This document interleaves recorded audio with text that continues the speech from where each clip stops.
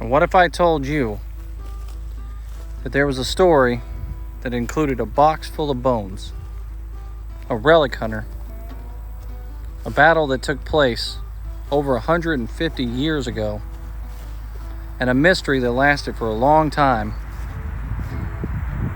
then until one day they finally buried the person in the box. That happened here at Ream Station, Virginia.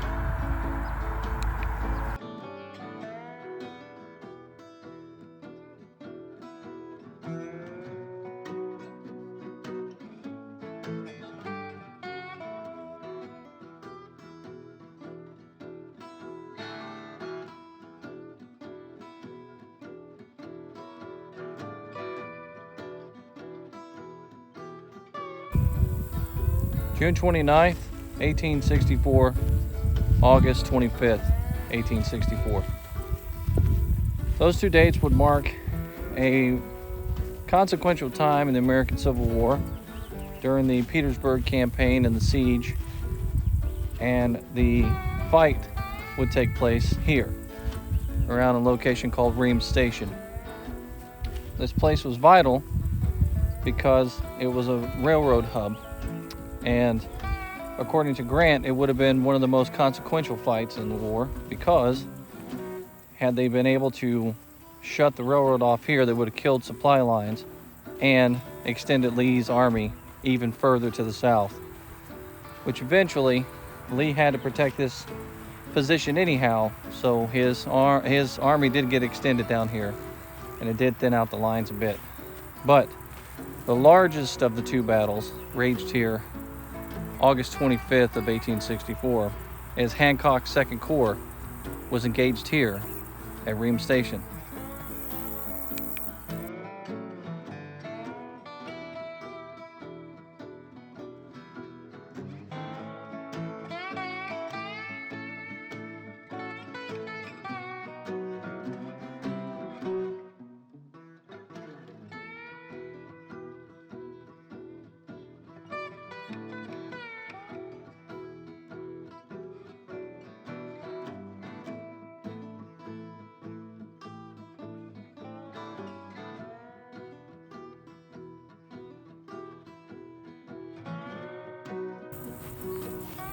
Now, entering the battleground, there is a sign that's up, and it talks about the American Battlefield Trust.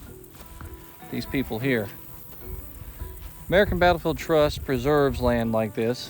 They also put signs out here and network with people like the Civil War Trails organization to put up signs and information so that you're able to enjoy a place like this.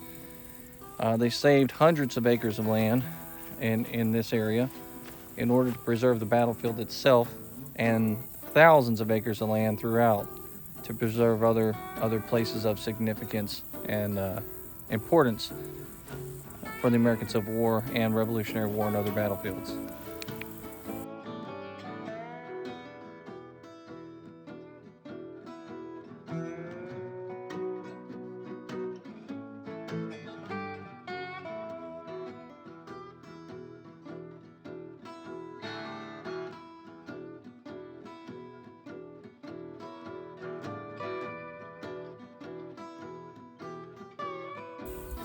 So why are we fighting here in 1864?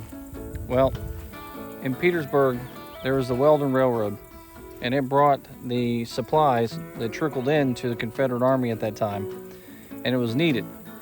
There wasn't a whole lot in the area anyhow for the Confederate Army to have, and as supplies were coming up from this railroad, it became the bloodline for the Confederate Army.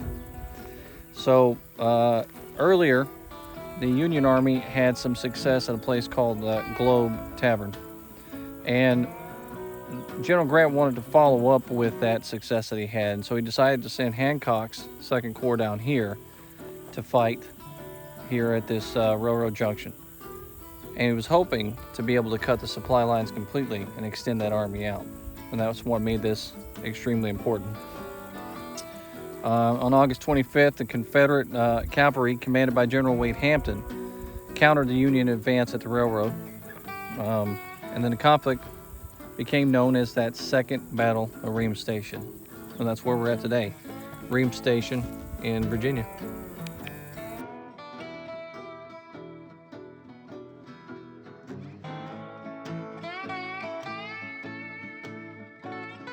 Now, our two generals that we have here in this conflict, the major players, are A.P. Hill and General Hancock. One of the main contributing factors to some of the issues that happened here, though, that turned this into a Confederate victory, was the fact that 3 months from now, we're going to have an election. The army itself is split between who they're going to vote for. Are they going to vote for McClellan? Are they going to vote for Abraham Lincoln? They're loyalists in the army, loyal to General McClellan. Also, you have terms of enlistment that are coming due. So the force is reduced significantly by the time this battle takes place here. And we're looking at roughly 40,000 men that are still in service, 40 to 45,000 that are still in service that have all that experience under their belt. By that time, we're looking at new, fresh recruits coming in. They're drafted in, or they're substituted in by wealthy people who didn't want to go into the war.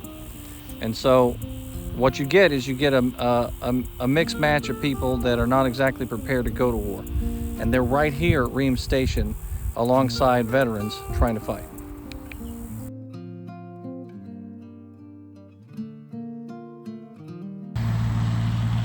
So I'm going to try to work my way through positions of this battle. Hopefully you can hear me. We have a tractor out there mowing down the grass today. So in the field directly in front of me here, we would have had Confederates coming from off in this direction. And they would have been coming this way towards the Union soldiers. The Union soldiers, however, were back here in a railroad cut and trench works that were here previously off in this direction, and it was shaped like a U. The road that's behind this tree is actually the Halifax Road, and it follows the wartime railroad tracks. Across the intersection in front of me here, a Union line extended back in that U shape that we were talking about. Lieutenant Francis A. McGuire of the 116th Pennsylvania Infantry, whose regiment fought at the intersection, wrote about the Confederate charge. And he said, "They began to advance in our front from the woods in great numbers, the fire of our men staggering them somewhat, but not breaking their lines. The regiment lost 2 commanders within minutes, and it withstood the first assault along with artillery barrage before withdrawing. And approximately a half a mile to the south, Confederate cavalry prepared to attack, aiming for the other side of the U-shape." So at one point in time, what we have here is we've got Confederates converging on 3 sides of this position. And now remember, you have the veterans out here, but you also have those young troops. Pegram's artillery opens up. The young troops that are stationed inside of those earthworks are now, they're getting freaked out, they're getting scared. And then they start to bolt. So now you've got a gap that needs to be filled. And we'll talk a little bit more about that here in a minute.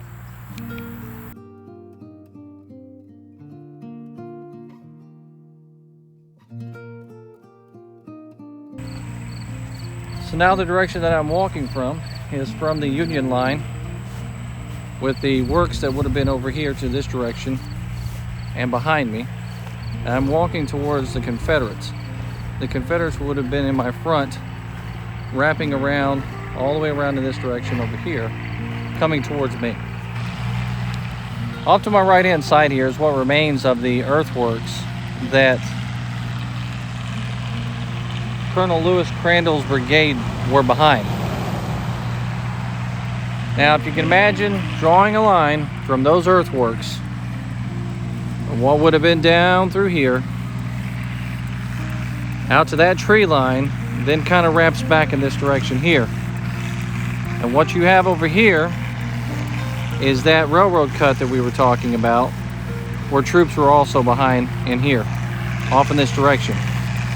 So we have the trench works still here today for you to see. So directly behind me here, off in this direction, right about there roughly, is where Pegram would have had his guns. He was a 23-year-old man. He was really good at his job. He rolls his cannons out and he puts them into position and he starts aiming in this direction.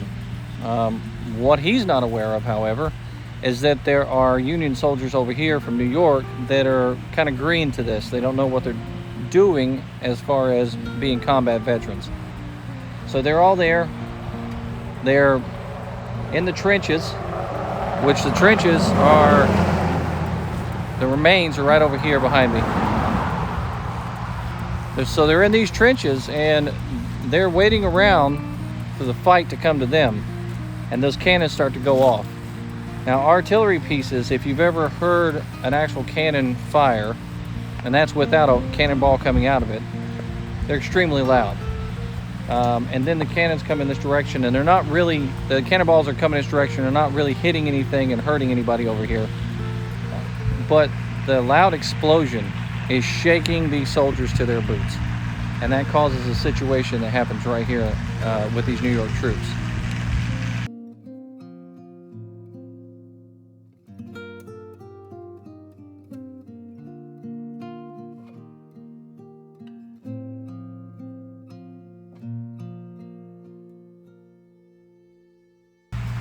So here we are in this position. Hancock is superb. He has his New Yorkers out here with his 2nd Corps. He has his troops on line. Pegram is directly behind me, firing cannons left and right. The North Carolinians, Georgians, South Carolinians, and Virginians are lined up in formation, and they're making their way across this field. They break this line, and they push those soldiers back. And by the time this battle's over with, they have maintained that railroad for now. They were able to keep the supplies trickling in to Petersburg for the Confederate Army. But the one thing that did happen that General Grant considered this a victory, even though it wasn't an actual physical victory as a battle is concerned, is the fact that now Robert E. Lee is having to extend his lines to protect this area way further south than he wanted to do. So his troops are now further extended out, the lines are thinned out, and it's only a matter of time before there's a break in the line and the Confederates are pushed out of their trenches and on the run again. Now, just like many battles across the Civil War front, this battle was no different, and it had its heroes. It had its Medal of Honor recipients. So I want to talk a little bit about one in particular that was here at this battle. During the second battle, the Confederates drove away gunners from a cannon that stood right across the road, the Halifax Road right there in front of me. It's to my right,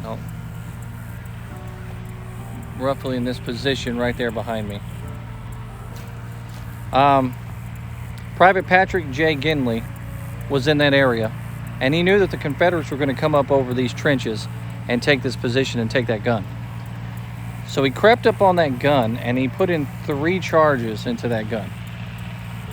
And then he pulled that lanyard and fired the cannon and was able to temporarily knock away the soldiers that were coming in this position and kill soldiers, or Confederate soldiers that were coming for the attack.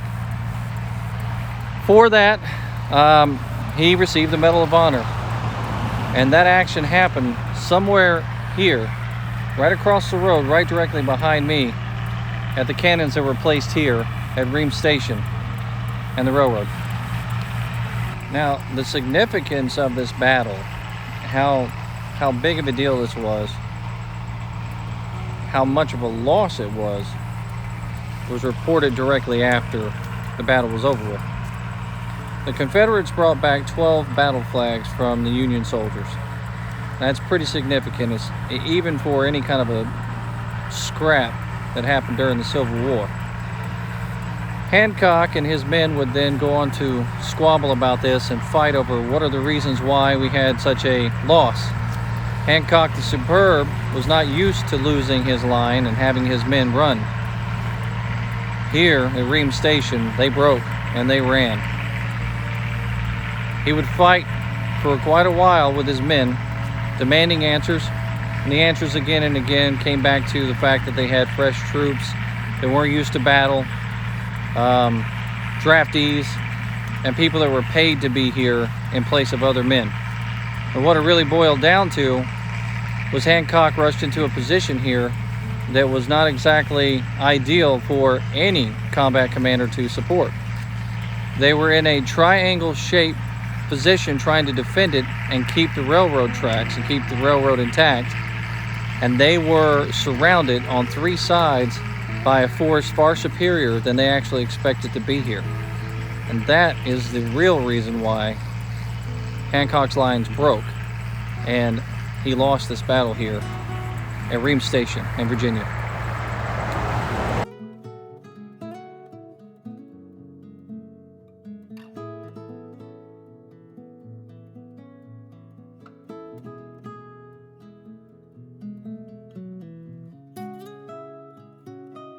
Now, typically, relic hunters are frowned upon, especially when we talk about protected places like battlefields. But there was one particular relic hunter who came out to this place, and we're not exactly sure where, but the identification of the spot was given to the battle park itself, or the cemetery. And as they were searching for relics, they ended up stumbling across the bones of a soldier. They didn't know it was a soldier at the time, but they assumed it was. That soldier turned out to be a Union soldier. And the Union soldier was buried here at Ream Station somewhere. His body buried exactly where he fell at the time of the battle.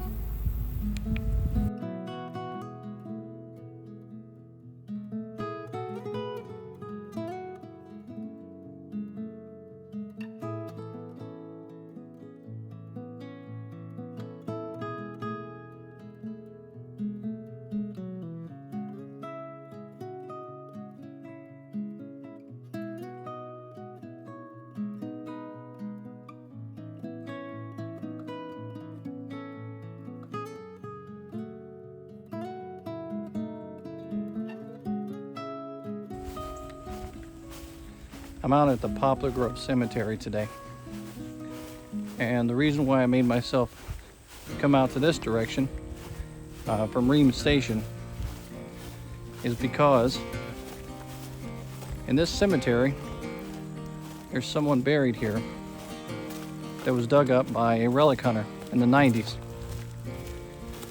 And that relic hunter, probably afraid of being identified or brought in because they were hunting on grounds they shouldn't be hunting on,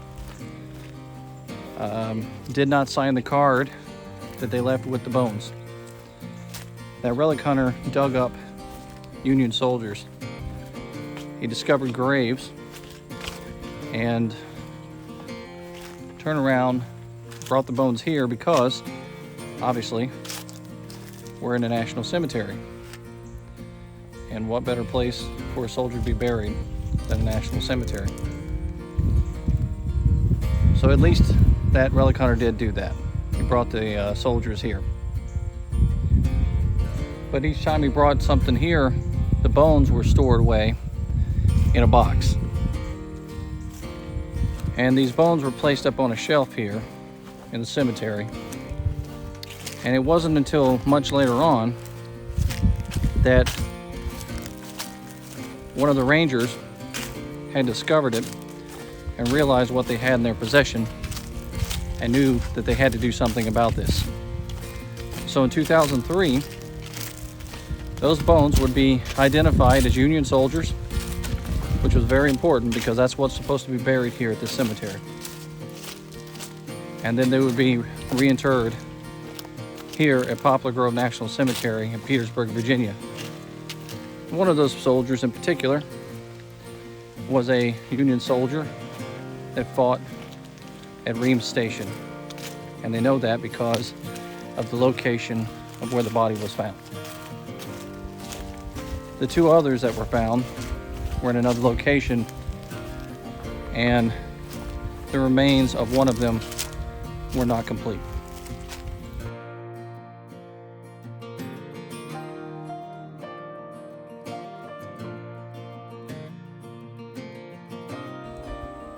Well, it took some finding, but here he is. Right there on the ground. That's the marker for the last soldier to be buried here at Poplar Grove National Cemetery in 2003. Directly behind him was a row of soldiers from the USCT, what was called the U.S. Colored Troops at the time. When they buried him out here, they had a ceremony, a full ceremony.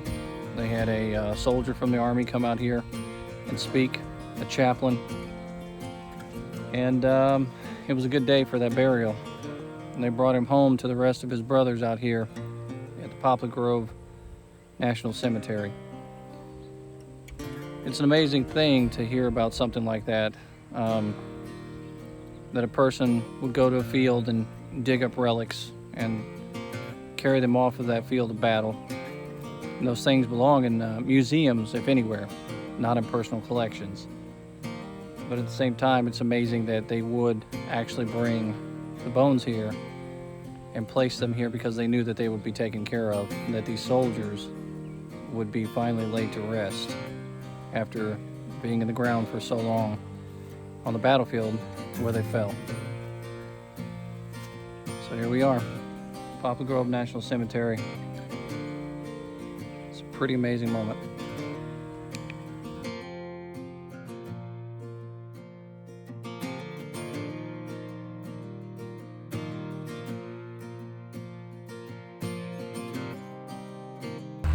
Well, regardless of the noise or the heat or anything else, it's been absolutely amazing coming out here to Reams Station and bringing the story to you and telling you a little bit about the battle that happened here. Remember, Reams Station's open to anybody. The Civil War Trails system has signs out here that you can find it. You can actually go to your Google Maps and find the location and GPS yourself out here. And the American Battlefield Trust on their website has more information for you to read up on the minute details of the battle that took place here at Reams Station. Until next time, it's History with Waffles.